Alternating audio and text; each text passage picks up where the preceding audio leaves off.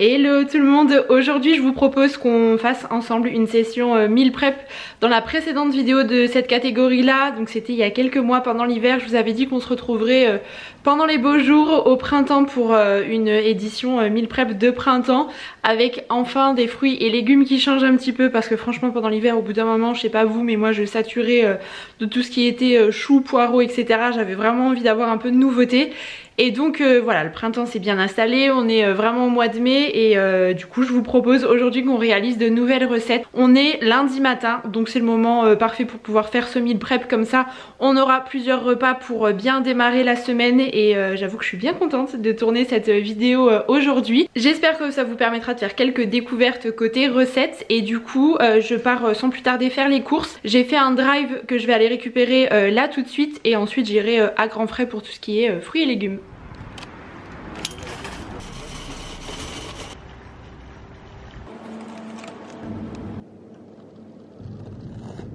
Bon ça y est, me voilà de retour à la maison, j'ai récupéré le drive à Leclerc, j'en ai profité pour faire un petit peu le stock de tout ce qui est boissons, lait, sirop etc. En général ça c'est quelque chose que je fais environ une fois par mois, comme ça j'en profite pour faire un petit peu le plein et on est tranquille pour un moment et ensuite toutes les semaines je fais des courses de produits frais etc. Et du coup je suis allée à grands frais pour ça, donc je vais vous montrer tout de suite, j'ai installé tout ça sur la table. Juste à côté du bouquet que les copains m'ont offert pour mon anniversaire, il est magnifique. Du coup, je vais vous montrer ce que j'ai pris. Donc, je vais réaliser plusieurs recettes aujourd'hui. Je vais notamment faire un crumble salé. J'ai testé ça la semaine dernière pour la première fois et on a adoré. Je vous avais proposé une recette sur Instagram. Là, je vais changer un petit peu. Cette fois, je vais faire un crumble salé avec des aubergines. Les toutes premières de la saison, ce sont des aubergines françaises et j'avoue que ça m'avait manqué. C'est un légume que j'aime énormément. Je vais mettre des tomates séchées mais que j'ai déjà, du chèvre frais et puis du basilic. Il me fallait du parmesan mais j'en ai aussi au frigo. Ensuite je vais faire une petite recette de galettes de crevettes et de courgettes. Je vais vous montrer, c'est délicieux aussi. Donc pour ça j'ai pris aussi des oignons dont je vais avoir besoin. On va faire une salade composée, donc pour ça j'ai pris de la roquette, des asperges blanches, un concombre, de la grenade. À grands frais c'est super pratique, ils la proposent déjà prête comme ça parce que la grenade c'est une vraie galère. Je trouve quand il faut sortir tous les petits grains là, ça prend une éternité, j'en mets partout. Donc là pour le coup c'est vraiment l'option facilité même si c'est emballé. J'ai pris un fenouil et puis une orange pour l'assaisonnement pour faire la vinaigrette. Ensuite on va faire une tarte fine aux asperges vertes et aux courgettes. Donc j'ai pris une pâte rectangulaire comme ça, celle-ci je l'ai prise au drive et puis de la feta. C'est une recette que j'avais en tête depuis un petit moment donc ça va être une première aujourd'hui, on va voir ce que ça va donner. Ensuite ça ce sera pour un petit peu plus tard dans la semaine, j'ai pris des pavés de saumon et puis des champignons bruns, j'aime beaucoup les champignons bruns. Une petite poêlée juste avec de l'ail et du persil, c'est délicieux donc je pense qu'on fera ça pourquoi pas avec les pavés de saumon, c'est vite fait. Côté fruits j'ai pris des myrtilles, des poires et puis des fraises, là il y a 2 packs de 600 grammes. À la maison on est des amateurs de fraises et puis c'est vrai que c'est vraiment la pleine saison donc autant en profiter. J'ai pris des œufs parce que ça on s'en sert toujours. Et au drive à Leclerc comme je vous le disais j'ai pris surtout des boissons donc côté produits frais il n'y a pas énormément de choses. J'ai pris de l'emmental râpé comme ça, de la crème fraîche, des yaourts pour nous donc à la poire et au citron et ça ce sont les yaourts pour mon fils. Donc voilà pour le petit butin du jour côté course. Le basilic aussi en pot, je sais plus si je vous l'ai montré, ça je vais m'en servir à la fois pour dans plusieurs recettes en fait, je pense dans les 3 recettes qu'on va préparer aujourd'hui. Du coup je vais tout de suite mettre aux fraises qui doit être rangé et je vais laisser sortir ce dont je vais avoir besoin tout de suite, comme ça on perd pas de temps, on essaye d'être efficace pour cette session meal prep.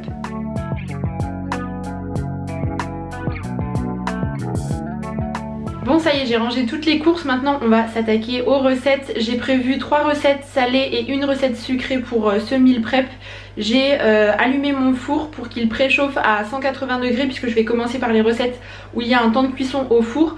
Pour rentabiliser le temps, c'est vraiment l'idée du meal prep. Comme ça pendant que les plats seront en train de cuire au four, je pourrai faire d'autres préparations histoire de gagner un petit peu de temps. De toute façon si on a envie de faire un meal prep assez efficace, pour moi l'organisation c'est plutôt indispensable. D'autant plus ici à la maison on a une cuisine qui est toute petite et du coup on se laisse vite déborder avec toute la vaisselle qui traîne un peu partout. Donc j'essaye de faire au mieux et du coup je vous montre tout de suite les ingrédients. Donc pour commencer on va faire une tarte fine. J'aime bien prendre une pâte rectangulaire quand c'est comme ça change un petit peu de la tarte traditionnelle qu'on fait dans des plats ronds. Et j'aime bien l'idée. Donc pour ça on aura besoin d'huile d'olive, d'asperges, environ 350-400 g d'asperges. Je vais prendre une courgette, 2 œufs, de la crème fraîche, de la feta et puis on rajoutera des petits pignons aussi par dessus parce que ça se marie toujours super bien dans les tartes, du sel, du poivre. Et donc là je vais commencer par m'occuper des légumes puisqu'ils vont devoir passer au four. Je vais commencer par couper la courgette en fines rondelles et ensuite j'enlèverai l'extrémité basse des asperges.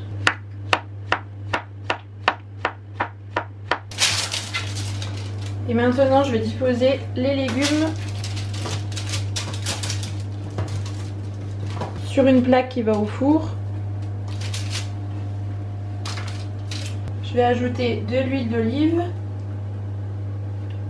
Et je vais enfourner tout ça pendant 10 minutes à 180 degrés.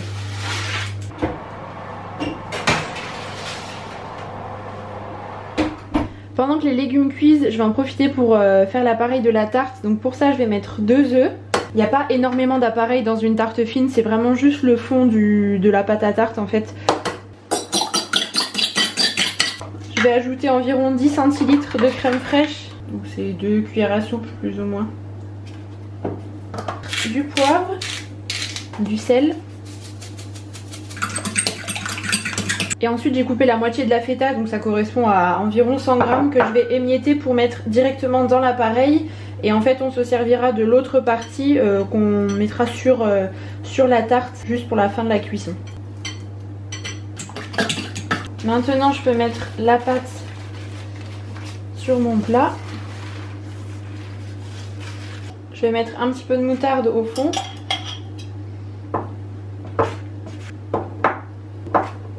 Je verse l'appareil à tarte. Bon, on est sur un bon timing, j'ai laissé les légumes un quart d'heure. Hop, je peux les sortir. Et maintenant je vais les disposer directement.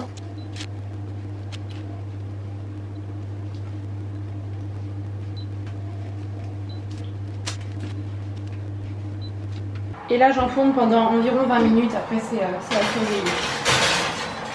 Je vais profiter que la tarte soit en train de cuire pour préparer le crumble tant que le four est chaud, comme ça ensuite je pourrai directement l'enfourner aussi. Donc pour ce crumble salé il nous faudra de l'huile d'olive, des tomates séchées, 2 aubergines, j'ai testé avec de la courgette, c'est également délicieux, du sel, du poivre, du parmesan 100 g, moi j'achète le parmesan en grand bloc comme ça donc ensuite je vais le râper, 80 g de beurre, 100 g de farine, une gousse d'ail et puis du basilic. Donc je vais tout d'abord commencer par lancer les aubergines, je vais les couper en petits morceaux et puis les faire cuire, comme ça ensuite je pourrai continuer la préparation pendant que ça cuit. J'essaye de les couper quand même en petits dés, je trouve que c'est plus agréable en bouche ensuite. Maintenant je fais revenir l'aubergine avec de l'huile d'olive. Les aubergines sont en train de cuire, maintenant je vais préparer la pâte à crumble. Pour ça je vais avoir besoin de 80 g de beurre, 100 g de farine et 100 g de parmesan que je vais râper dans ce hachoir que j'ai depuis quelques temps, qui a un peu fait la guerre mais franchement il fonctionne bien, c'est un hachoir de chez Lidl.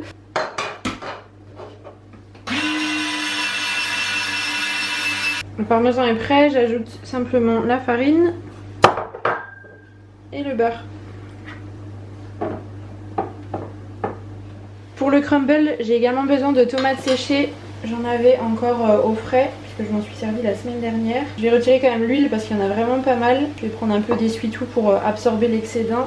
Là je fais un peu à l'œil, après tout dépend de la quantité du crumble que vous avez envie de faire. Après c'est quand même bien de laisser un peu d'huile quand même sur les tomates parce que le crumble, la pâte à crumble c'est quand même quelque chose d'assez sec. Donc si on n'a pas envie que le crumble soit totalement pâteux et pas très agréable en bouche, c'est quand même bien d'avoir un peu de matière grasse aussi. Donc pour ça les tomates séchées c'est vrai que c'est assez intéressant. Donc là je les coupe en lamelles. Je vais ajouter la gousse d'ail aussi dans les aubergines. Ça se marie vraiment très bien dans cette recette. Vous pouvez mettre de l'oignon si jamais c'est pas quelque chose qui vous plaît, mais c'est vrai que je suis assez amatrice d'ail. J'ajoute aussi les tomates séchées. Je vais stopper la cuisson ici, il manque un tout petit peu de cuisson justement pour les aubergines, mais là tout va être au four ensuite, donc comme ça pourra terminer de cuire tranquillement. J'utilise toujours les ustensiles Gastrolux, ils ont l'avantage de passer au four, donc en général voilà, là j'aurais pu mettre mon petit crumble et mettre ça au four directement, mais le souci c'est pour stocker ça dans le frigo, c'est un peu plus embêtant. Du coup je vais utiliser un plat en verre classique qui va au four, donc je mets ma préparation à l'intérieur. Et je laisse ma sauteuse sortie puisque je vais en avoir besoin pour l'autre recette. J'aurai juste à rincer un petit peu avec de l'eau, comme ça fait un peu moins de vaisselle. Donc maintenant je vais ajouter le fromage de chèvre. Là vous pouvez mettre le type de fromage que vous voulez. Ça fonctionne aussi avec de la mozzarella, de la ricotta, de la bûche de chèvre si vous voulez. La dernière fois je l'ai fait avec de la feta, c'était très bon. Mais là la feta, je m'en suis servi dans la recette de la tarte. Donc pour changer un petit peu, je voulais mettre plutôt du fromage frais. Et là je fais un peu à l'œil, je mets quelques petites cuillères comme ça. Ça va apporter un peu de fondant supplémentaire. Et maintenant je vais répartir la pâte à crumble. Je les miette quand même pour éviter d'avoir des trop gros blocs de crumble. Et je viens de me rendre compte que j'ai complètement oublié de mettre le basilic dans la préparation tomates séchées et aubergines. Je viens de le voir et du coup j'ai zappé. C'est pas bien grave, de toute façon je vais en ciseler un petit peu au dessus, mais c'est encore meilleur si vous en mettez dans les aubergines. Et la tarte est prête, donc je vais pouvoir la sortir. Et j'enfourne le crumble pour 30 minutes, toujours à 180. La tarte est trop belle, elle me donne vraiment envie. Vous pouvez tout à fait la manger comme ça. Moi je vais ajouter un petit peu de feta émietté. Et puis quelques petits pignons de pain. Vous pouvez la remettre au four de 3 minutes. Moi c'est ce que je ferai pour la réchauffer en fait lorsqu'on la mangera, comme c'est du meal prep. Mais si jamais vous la dégustez tout de suite, vous pouvez aussi faire comme ça. Et voilà. Bon, maintenant il s'agirait de faire un peu de rangement et de vaisselle parce que là il y en a un peu partout. J'ai pas beaucoup d'espace de plan de travail, donc c'est vrai que c'est tout de suite un peu le bazar. Donc je vais faire ça tout de suite avant d'enchaîner avec les autres recettes parce que sinon je vais pas m'y retrouver et je serai pas du tout efficace. Donc c'est parti.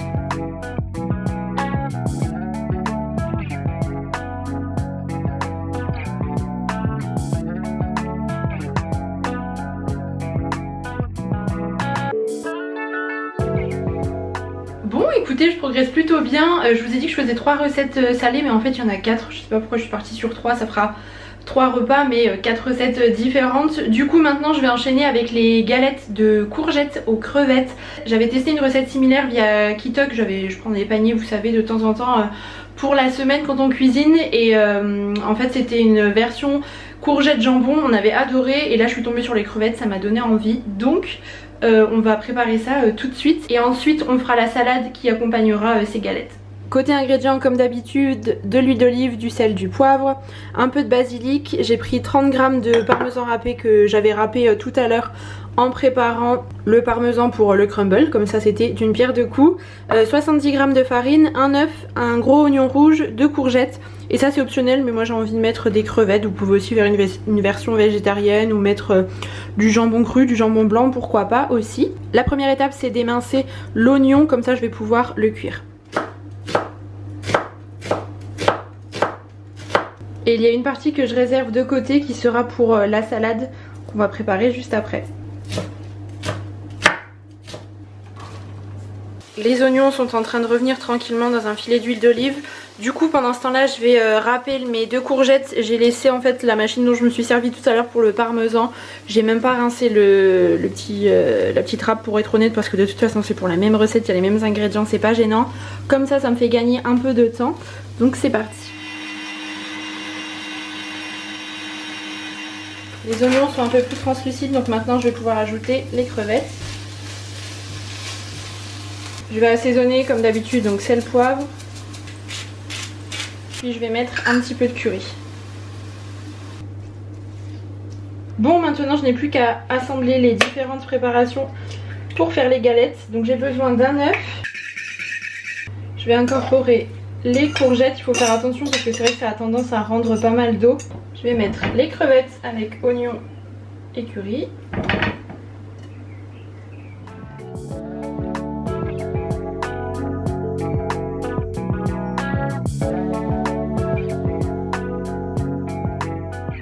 J'ai mis la poêle à chauffer, je vais pouvoir former les galettes. Donc là je me mets d'une louche.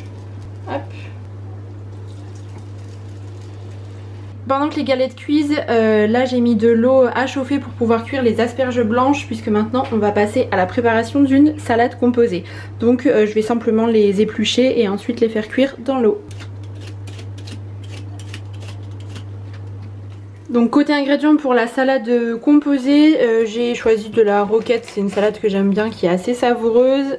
Le trio qu'on connaît, je vais faire une petite vinaigrette avec une demi-orange pressée, j'aime beaucoup le côté agrumes que ça apporte dans la salade. Donc les petits oignons qu'on a préparés tout à l'heure, je vais prendre le fenouil, concombre, les asperges blanches que j'ai épluchées, je vais là les cuire dans l'eau. Et puis un petit peu de grenade pour le côté croquant et très frais dans la salade. Je trouve que ça fonctionne toujours assez bien, notamment là avec les beaux jours, les températures un peu plus hautes du moment. Donc la prochaine étape c'est d'éplucher le concombre, de le couper et puis découper également le fenouil. Ça fait pas très longtemps que je consomme du fenouil, mais je trouve que c'est délicieux dans les salades. Le côté croquant est vraiment bien agréable, je trouve. J'enlève bien à chaque fois la partie centrale parce que je la trouve assez amère et c'est pas très agréable.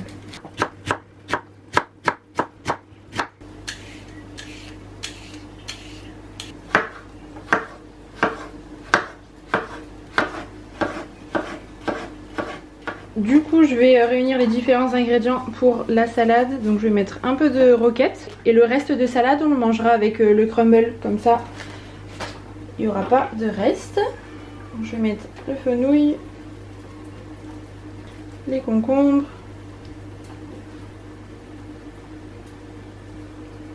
je vais retourner les galettes. Hop. Je vais m'occuper de l'assaisonnement pour la salade, donc je vais mettre 2 cuillères à soupe d'huile d'olive, le jus d'une demi-orange, une pointe de sirop d'agave, vous pouvez mettre du miel aussi, et du sel. Et c'est déjà prêt, la salade on va la manger aujourd'hui, donc du coup j'ai préparé l'assaisonnement en avance. Sinon vous pouvez aussi la mettre dans un petit bocal pour la conserver au frais.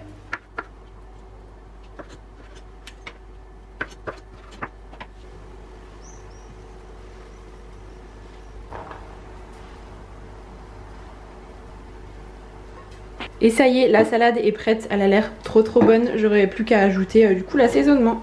Bon, ça y est, j'ai terminé mes 4 recettes, du coup je vous montre tout de suite ce que ça donne.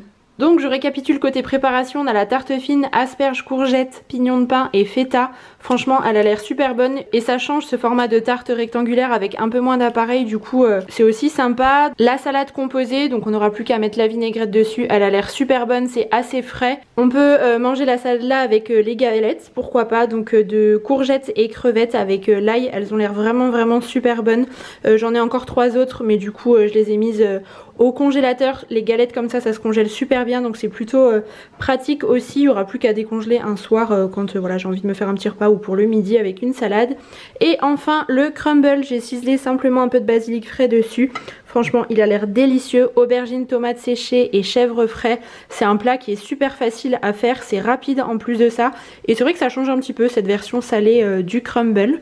Donc voilà pour le résultat du meal prep du jour. J'aurais voulu faire des petites madeleines pour mon fils mais je vous avoue que j'ai pas eu le temps, donc ça sera pour un petit peu plus tard. Bon, comme après chaque meal prep je suis super contente de l'avoir fait, ça prend quand même du temps, mais là au moins on est tranquille pour quelques jours côté repas.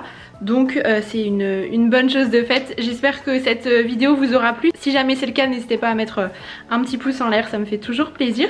Et puis en attendant je vous dis à la semaine prochaine pour une nouvelle vidéo.